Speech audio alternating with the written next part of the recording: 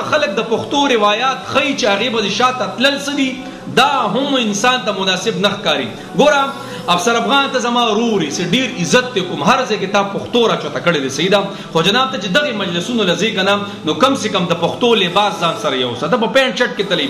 آیا پینټ شرټ دا زموږ د پښتون د پښتو کلچر دی؟ زموږ د پښتو کلچر خو څه د خسته غټه ټوپۍ غټه غټه کپړې ورسره د هغې سره صادر دا د پښتون لباس دی، د پښتون کلچر دی.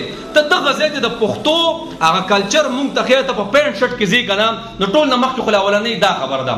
دویمه دا خبره ډېر کسان دا وایي چې بهی د مولیانو سره اوس لانجه اچولی شوې ده چې بهی ستار داسې یو پلانې و کوم مولا زما ستار نه مني، زه د مولا ځان نه منم. ای د الله بنده دا میوزیک د دې 14مې صدۍ مولا نه دی حرام کړی، دا خو د 1445-46 سال مخکې محمد رسول الله صلی الله علیه وسلم فرمایلی الغناء ينبت النفاق في قلبي كما ينبت ماء الزرع. غانې بجانې منافقت په زړه کې داسې راټوکوي څنګه چې یو تږي فصل ته څه وکړي اوبه ورچوي. الله دا خو هغه وایي، دا خو موږ نه دی وایي چې د مولیانو سره نښلي. درېیمه خبره ده جناب دا مجلس ګوره په موسی باندې زړه زموږ درد کوي، په موسی زموږ زړه درد کوي. په کالج یونیورسټو باندې احتجاج او قسم له پکار دی جناب د اسپتال مخې ته احتجاج وکړي. په کوم ځای کې چې بیډ نشته د حکومت نه مطالبه وکړي چې دا صحیح حساب دی دلته به کس مړ کېږي او تا سره به بیډ نه په دې څیزونو باندې احتجاج وکړي. موسی مرګ کیلونه مه سازوئ د الله بندګانو، موسی په خپل قبر کې پروت دی، هغه کیلونه مه سازوئ، هغه تللی دی، هغه د ثواب محتاج دی، د تسبو د تلاوتونو محتاج دی، نه چې د هغه مرګ تاسو کیلونه سازه کوئ او ستارونه م راغستي. اوس دې ستار مجلس ته قرآن یوسه دا ټول به وایي چې لکه دا هم قرآن راوړو او دا د قرآن ځای نه دی، دلته خو ستار دی ځه. نو جناب چې دلته د قرآن ځای نه دی نو ته بیا څنګه کالج او یونیورسټو کې په دې احتجاج کوي چې ستار دی آزاد شي؟ دغه ځای د څه دی؟ دغه ځای تعلیمي اداره ده که نه؟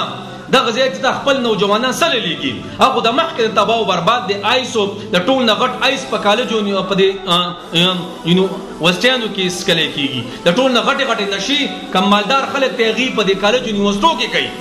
غټ زما ستا نظام خو تباه او برباد دی تعلیمي صحیح ده. دا نقلونه دي او حالونه واخیستلی شي په پیسو باندې او افسران په پیسو باندې راځي. ته د ستار میتار هم اوس عام کې د الله بندګانو په صحیح طریقه باندې احتجاج وکړي.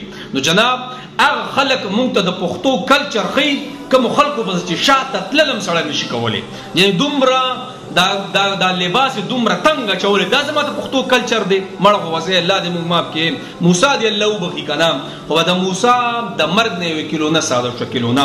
زما پښتو ما ته دا لباس نه ښیي، زما پښتو ما ته دا خبرې اترې نه ښیي، زما پښتو یو ښایسته لباس ښیي ما ته چې په پینټ شرټ کې داسې یو ورته کښېنې.